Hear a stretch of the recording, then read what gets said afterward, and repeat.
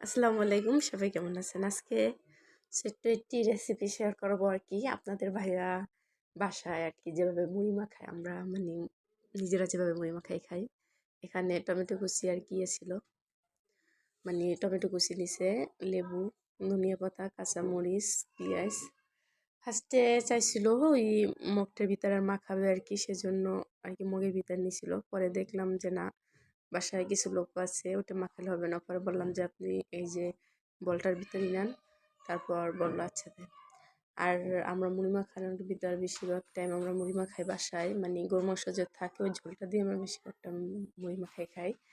এখানে যে সে সব কিছু রেডি করছে, এখন ধনিয়া পাতা মানে ওইগুলো কুচি যেগুলো ছিল আর কি সবগুলো দিয়ে সরিষা তেল দিয়ে যে সে মাখাচ্ছে।